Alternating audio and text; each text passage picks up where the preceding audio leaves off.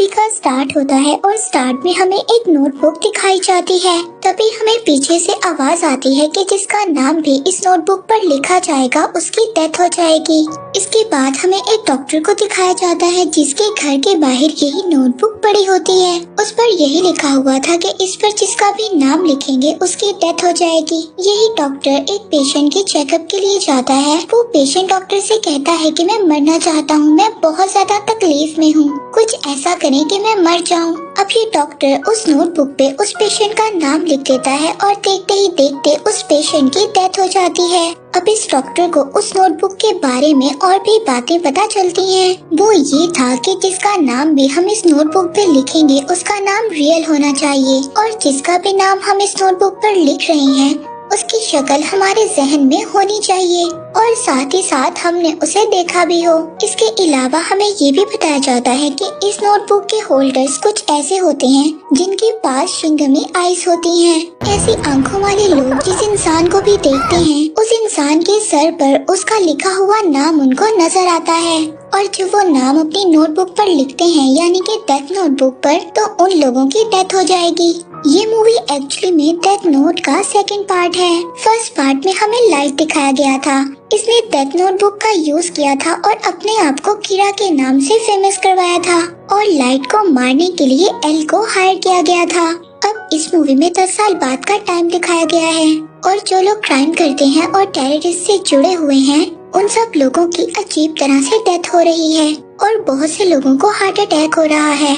और इस बात ने लोगों को सोचने पर मजबूर कर दिया है कि कीरा वापस आ गया है और कोई है जो डेथ नोट का यूज कर रहा है। अब इन सब के लिए टास्क फोर्स बनाई जाती है और उसका हेड रखा जाता है रियोजुकी को। अब रियोजुकी एल का बेटा था। एल वो इंसान था जिसने लाइट को रिवील किया था और लाइट वो इंसान था जिसने 10 साल पहले इस डेथ नोट का यूज किया था। अब मूवी में दिखाया जाता है कि एक लड़की को डेथ नोटबुक मिली है और वो कहती है कि मैं कीरा से भी ज्यादा अच्छा इस नोटबुक को यूज करूंगी। यहाँ टास्क फोर्स को ये खबर मिलती है कि सड़कों पर लोग मर रहे हैं। मोस्टली लोगों को हार्ट अटैक हो रहा है और ऐसा लग रहा है कि जैसे कोई लड़की इस नोटबुक को यूज कर रही है। इन्हें बताया जाता है कि जिस लड़की ने हुडी पहना हुआ है वो डेथ नोटबुक का यूज कर लोगों को मार रही है। अब टास्क फोर्स मौके पर पहुंच जाती है और उनको पता चलता है कि इस लड़की के पास शिंगमी आइज हैं। इसके बारे में आपको पहले भी बताया है कि जिन लोगों के पास शिंगमी आइज होती हैं उनको उस इंसान का नाम उसके सर पर लिखा हुआ नजर आ जाता है। अब ये लड़की लोगों के नाम पढ़ रही है, उस डेथ नोटबुक पर लिख रही है और लोगों को मारती जा रही है। अब टास्क फोर्स मौके पर पहुंच जाती है और ये लोग उस लड़की से डेथ नोटबुक ले लेते हैं और उस लड़की को कोई मार देता है। वहाँ पर कोई और भी होता है जो डेथ नोटबुक पर उस लड़की का नाम लिख देता है और उस लड़की को मार देता है। यहाँ टास्क फोर्स अब उस नोटबुक को अपने पास रख लेते हैं और वो लड़की मर जाती है। अब यहाँ पर सब लोग जब डेथ नोटबुक को टच करते हैं तो उसका ऑनर सामने आ जाता है। जैसा कि ये रूल है कि डेथ नोटबुक को जब लोग टच करते हैं तो उसका ऑनर सामने आ जाता है। इस बुक का ऑनर इन लोगों को बताता है कि इस दुनिया में टोटल 6 डेथ नोटबुक्स हैं। लोग इससे पूछते हैं क्या नोटबुक्स इनसे ज्यादा भी हो सकती हैं? तो वो कहता है कि नहीं, इससे ज्यादा नहीं हो सकते। ह्यूमन वर्ल्ड में सिर्फ 6 नोटबुक्स ही अलाउड हैं। अब टास्क फोर्स का टास्क ये था कि उन्होंने बाकी 5 नोटबुक्स को ढूंढना था। इसके बाद हमें दिखाया जाता है सभी लैपटॉप्स, मोबाइल, मॉनिटर में कीरा वायरस फैल जाता है। यानी कि हर लैपटॉप, मोबाइल, मॉनिटर में कीरा की वीडियो चल रही थी। सबके लैपटॉप, मोबाइल्स वगैरह हैक हो चुके थे। कीरा अपनी वीडियो में ये बता रहा था कि नेक्स्ट कीरा वो होगा जो सभी नोटबुक्स को इकट्ठा करेगा। इसके बाद वो मुझसे मिलेगा। मेरे पास एक नया प्लान है। मैं ऐसी दुनिया बनाना चाहता हूँ जहाँ पर पीस होगा। यहाँ पर टास्क फोर्स में एक ऑफिसर दूसरे ऑफिसर से पूछता है कि क्या लाइट की डेथ हो गई थी? तो वो कहता है कि हाँ, लाइट की डेथ हो गई थी, मेरे सामने ही हुई थी। अब इन लोगों को समझ नहीं आ रही थी कि अगर लाइट की डेथ हो गई है तो न्यू कीरा कौन है जिसने नोटबुक्स को इकट्ठा करने का मैसेज दिया है। साथ ही हमें ये भी बताया जाता है इन ऑफिसर्स ने एक दूसरे को अपने रियल नेम नहीं बताए हुए क्योंकि कीरा इनमें से भी कोई हो सकता है और अगर उसे रियल नेम पता हो तो वो रियल नेम उस डेथ नोटबुक पर लिखेगा और इस तरह से इन लोगों की भी डेथ हो सकती है। इसीलिए ये एक सीक्रेट टास्क फोर्स थी।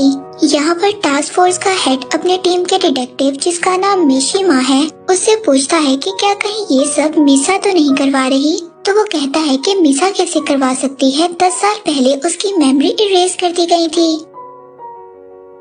अब आपको ये भी बताया जाए कि पिछले पार्ट में मिसा भी दिखाई गई थी जो लाइट को पसंद करती थी और वो लाइट के साथ मिलकर काम करती थी। इसके अलावा ये लोग मिसा के केस के प्रोसिक्यूटर के बारे में भी डिस्कस करते हैं जिसका रोल आप लोगों को आगे जाकर पता चलेगा। इसके बाद हमें मिसा को दिखाया जाता है जो शूट पर थी। जब वो अपने रूम में आती है तो सामने टेबल पर बड़े पोटैटो चिप्स से आवाज आती है। ये आवाज लाइट की थी और जब वो उन पोटैटो चिप्स के पैकेट को खोलती है तो उसमें एक सेल था जिसमें रिकॉर्डिंग ऑन थी। वो रिकॉर्डिंग कह रही थी कि अपने पास पड़े प्रेजेंट बॉक्स को ओपन करो।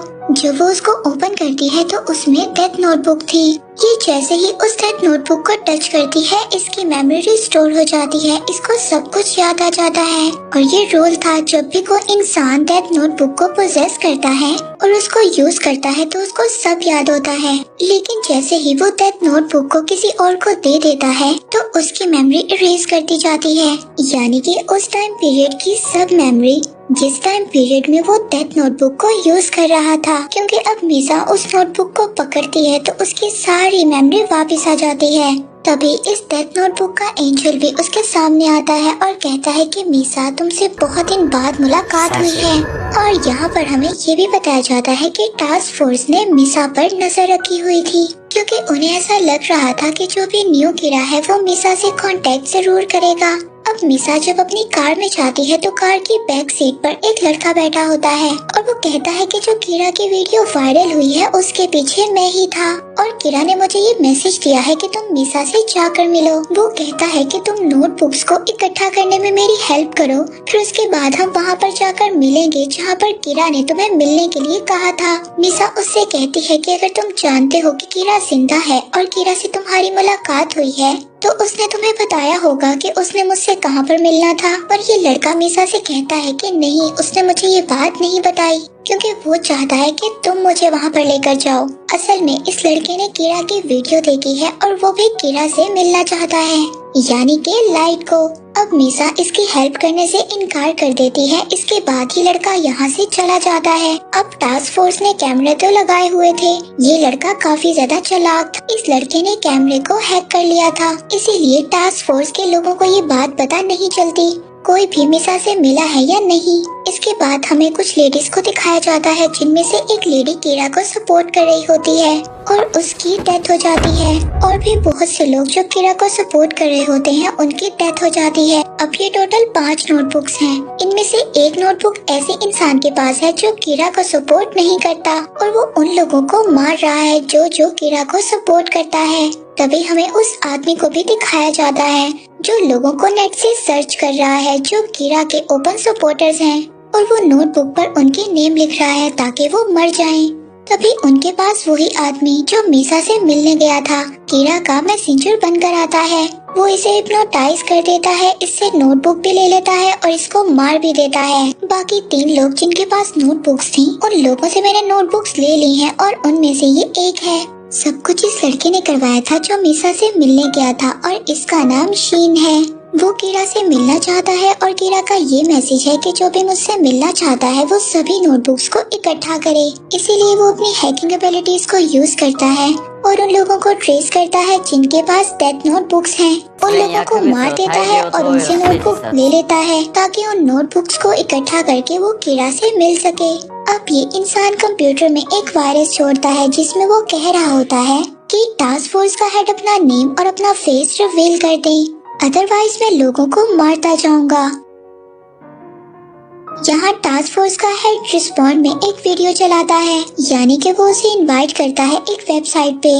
ऐसा वो इसलिए करता है ताकि वो इस इंसान की लोकेशन को ट्रेस कर सके। इन दोनों की वेबसाइट पर बात होती है और टास्क फोर्स के लोग इसकी लोकेशन को ट्रेस कर वहाँ पर पहुँच भी जाते हैं, मगर वो इंसान इनके वहाँ पर पहुँचने से पहले वहाँ से भाग जाता है और वहाँ पर एक डेथ नोटबुक भी छोड़ देता है। उस डेथ नोटबुक में इनमें से एक इन्वेस्टिगेटर की डेथ का लिखा होता है। वो स्माइल करेगा और खुद को शूट कर देगा और ऐसा ही होता है। इसके बाद गवर्नमेंट टास्क फोर्स को डिसॉल्व कर देती है कि उनसे ये काम नहीं होगा और उन लोगों ने इन्वेस्टिगेशन ठीक तरीके से नहीं की। मगर मिशिमा की फ्रेंड की डेथ हुई थी और वो इस फैसले पर राजी नहीं होता और वो अपनी इन्वेस्टिगेशन जारी रखता है।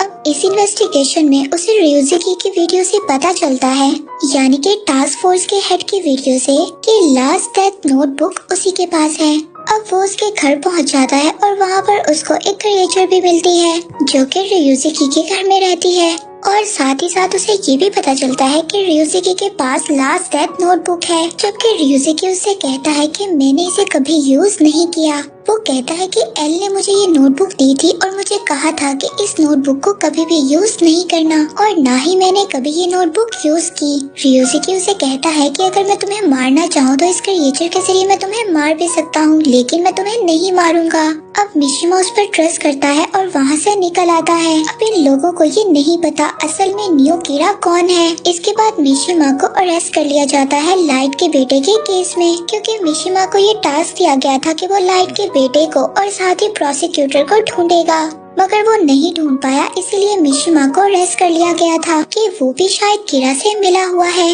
अब जब मिशिमा को अरेस्ट कर लिया जाता है तो वहाँ पर टास्क फोर्स का हेड उसको छुड़वाने के लिए आ जाता है और कहता है कि हम दोनों मिलकर न्यू कीरा को ढूंढेंगे। अब ये दोनों मिलकर प्लान बनाते हैं और दोबारा से उस लड़के से मिलकर कांटेक्ट करते हैं जिससे पहले वेबसाइट पर कांटेक्ट हुआ था। उसकी लोकेशन भी ट्रेस की, मगर वो भाग गया। ये उससे कहते हैं कि हमारे पास डेथ नोट बुक्स हैं, हम वो तुम्हें देंगे, और उससे आर्ट सेंटर पर मिलने का डिसाइड भी कर लेते हैं। अब वो भी मान जाता है कि वो इन लोगों से डेथ नोटबुक ले लेगा और साथ ही रियोजुकी से भी कहता है कि तुम अपने फेस को मेरे सामने रिवील करोगे, और साथ ही वो मिसा की हेल्प भी मांगता है जिसके पास शिंगमी आइज हैं। अब प्लान के मुताबिक रियोजुकी सेंटर में पहुंच जाता है जहां पर उस लड़के को भी पहुंचना था। मिशिमा ने दूसरी चीजों पर भी नजर रखी हुई थी और इनके कुछ टीम मेंबर्स भी इनके साथ थे, मगर तभी वो इंसान जिससे इन लोगों ने मिलने जाना था वो सिग्नल्स को जैम कर देता है। तभी वहाँ पर मिसा भी आ जाती है जो इनके 3 टीम मेंबर्स को मार भी देती है और साथ ही साथ इनके टास्क फोर्स के हेड को भी मार देती है। इसके बाद वो उस लड़के से जाकर मिलती है जिसने इन लोगों से मिलने का कॉन्ट्रैक्ट बनाया हुआ था और उसको कहती है कि तुमने मुझे कहा था लाइट जिंदा है, मैंने उसकी तस्वीर को अपनी शिंगमा आईज से देखा है जिससे मुझे पता चला है कि वो मर चुका है। और ये वीडियो जो कीरा की रिवील हुई है यानी कि लाइट की, वो किसी और की है। इसके अलावा वो उसे माउंटेन पर एक होटल में जाने का भी कहती है, जो बात रियोजुकी सुन लेता है और अपने बाकी टीम मेंबर्स को भी वहाँ पर पहुँचने का कह देता है। दूसरी तरफ वो लड़का जो कीरा के लिए सभी नोटबुक्स इकट्ठी कर रहा था, अब उसको भी ये बात पता चल गई थी कि कीरा मर चुका है और वो अब होटल पर पहुंच जाता है जहां पर उसे मिसा ने कहा था। वहां पर जाकर वो डेथ एंजल से कहता है कि कीरा मर चुका है और ये वीडियो जिस इंसान की वायरल हुई है वो कीरा नहीं है बल्कि कोई और है। वो कहता है कि मैं तो कीरा को फॉलो करता था और वो तो मर चुका है। वो कहता है कि अब जो ये डुप्लीकेट है इसको मैं मार दूंगा और कीरा का अब काम मैं करूंगा।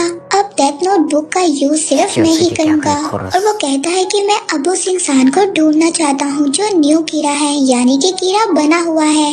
इसके बाद वो डेथ एंजल से कहता है कि मुझे शिंगमी आइस दे दो। डेथ एंजल उसको उसी वक्त शिंगमी आइस दे देता है और शिंगमी आइस लेने के लिए इसको अपनी आधी जिंदगी कुर्बान करनी पड़ती है।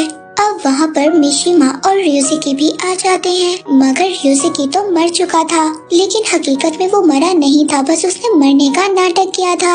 अब रियोजुकी को देखकर ये लड़का शीन नोटबुक पर उसका नाम लिख देता है और वो मरता नहीं है। इस बात पर रियोजुकी कहता है कि तुम जानते हो कि मैं क्यों नहीं मरा, क्योंकि मेरा नाम इससे पहले ही डेथ नोटबुक पर लिखा जा चुका है मौत के लिए किसी और डेट पर, और मैं उसी पर मरूंगा। तब मिशिमा उससे पूछता है कि तुम्हें ये बात कैसे पता, तो वो कहता है कि मुझे डेथ एंजल ने ये बात बता दी थी कि किसी ने मेरा नाम डेथ नोटबुक पर लिख दिया था और मैं वैसे ही मरूंगा जैसे एल मरा था।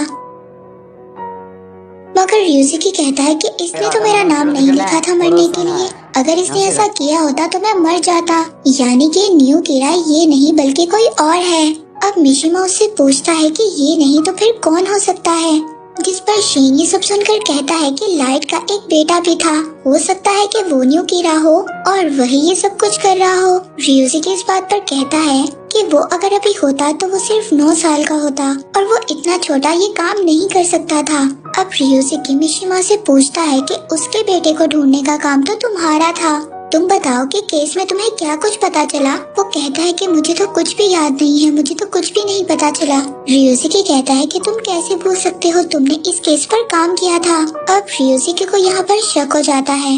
वो कहता है कि एक इंसान अपनी मेमोरी तभी भूल सकता है जब वो डेथ नोटबुक को किसी और को दे देता है, यानी कि तुम ही न्यू कीरा हो और तुम ही ने डेथ नोटबुक का यूज किया था। अब मिशिमा इस बात पर परेशान हो जाता है और कहता है कि मैंने नहीं किया। अब रियोजुकी कहता है कि इस डेथ नोटबुक को दोबारा टच करो जिससे तुम्हारी मेमोरीज वापस आ जाएंगी।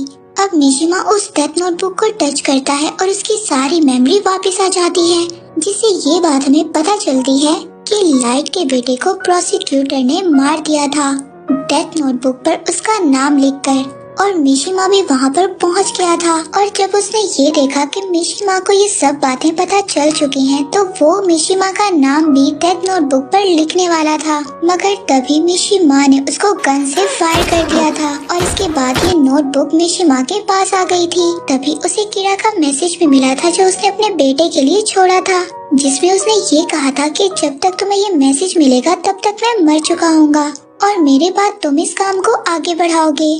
और इसके बाद मिशिमा ने उस डेथ नोटबुक का यूज करना स्टार्ट कर दिया और उसका ख्याल था कि कीरा तो सिर्फ क्रिमिनल्स को मारता था, मैं इस दुनिया से जंग को ही खत्म कर दूंगा, और वो टेररिस्ट को मारने लगता है।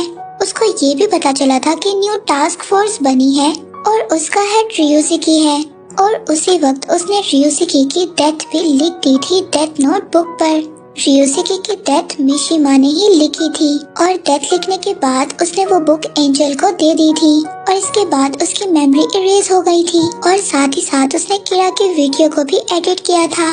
कीरा वीडियो में ये कह रहा था कि जब तक आप लोगों को ये मेरी वीडियो मिलेगी मेरी डेथ हो गई होगी, मगर उसने वीडियो को एडिट किया और उसमें ये लिखा कि मैं जिंदा हूँ, और उसके बाद उस वीडियो को वायरल करने का डेथ एंजल को कह दिया और साथ ही नोटबुक को भी डिस्पोजेस कर दिया, यानी कि वापस कर दी, और उसकी मेमोरी इरेज हो गई। अब प्रेजेंट में आते हैं जहाँ पर सबको ये बात पता चल गई थी कि मिशिमा ही न्यू कीरा है। अब यहाँ पर ये बातें चली रही होती हैं, तभी वहाँ पर पुलिस आ जाती है। शीन उनसे बचने की कोशिश करता है, मगर इन सब में शीन की डेथ हो जाती है। वो मरने से पहले सभी डेथ नोटबुक्स मिशिमा को दे देता है। अब मिशिमा और रियोजुकी एक सबवे से भागने की कोशिश करते हैं। वहाँ पर एक टास्क फोर्स की मेंबर भी आ जाती है और वो मिशिमा को मारने की कोशिश करती है, मगर जब उसको पता चलता है कि मिशिमा कीरा है, पर तभी रियोजुकी के घर में जो क्रिएचर रहती थी वो मिशिमा को आकर बचा लेती है।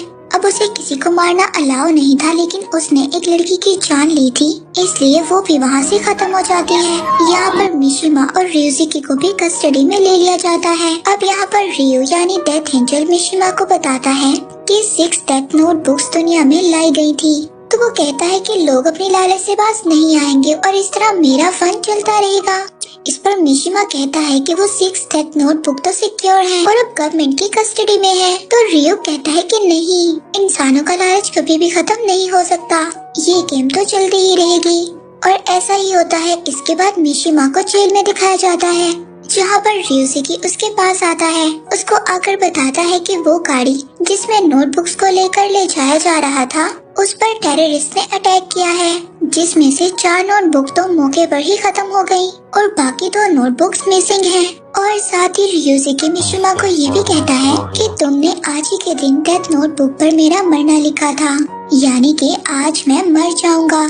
इसके बाद वो मिशिमा से कहता है कि इसके बाद तुम इस मिशन पर काम करोगे। मिशिमा कहता है कि मैं इतना क्वालिफाइड नहीं हूँ, तो रियोजुकी ये कहता है कि मिशिमा तो मैं हूँ, अब रियोजुकी तुम हो और तुम क्वालिफाइड हो, क्योंकि समझो कि मिशिमा तो मर रहा है और रियोजुकी जिंदा रहेगा। इसके बाद मिशिमा उसको अपना रियल नेम बताकर वहाँ से चला जाता है, क्योंकि रियोजुकी हमेशा कहता था कि वो लॉ के ऊपर है, इसलिए उसने मिशिमा को वहाँ से आजाद करवा दिया।